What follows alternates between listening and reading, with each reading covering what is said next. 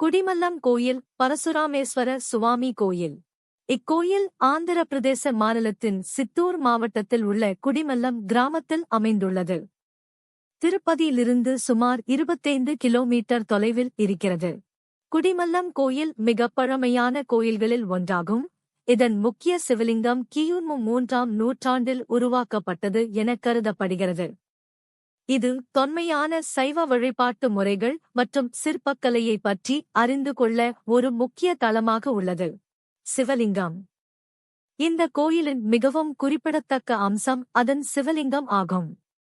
இது பொதுவான லிங்க வடிவத்திலிருந்து மாறுபட்டு மனித உருவம் கொண்டது. சிவன் 3 முகங்களுடன், முக்கியமாக பிரம்மா, விஷ்ணு, சிவன் என்று புரிந்து கொள்ளப்படுகிறது. ஒரு புள்ளியின் மீது நிற்கிறார். இது அறியாமையை குறிக்கும் என கூறப்படுகிறது.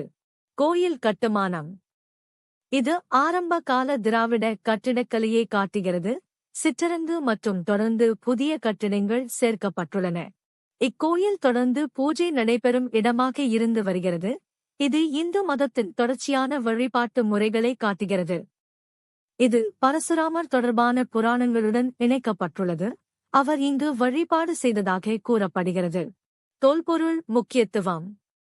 இந்திய தொல்பொருள் கண்காணிப்புக் கழகம் ASI ஆல் பராமரிக்கப்படுகிறது. இது தொல்பொருள் ஆராய்ச்சிக்கு முக்கியமான இடமாகும். நவீன காலம்.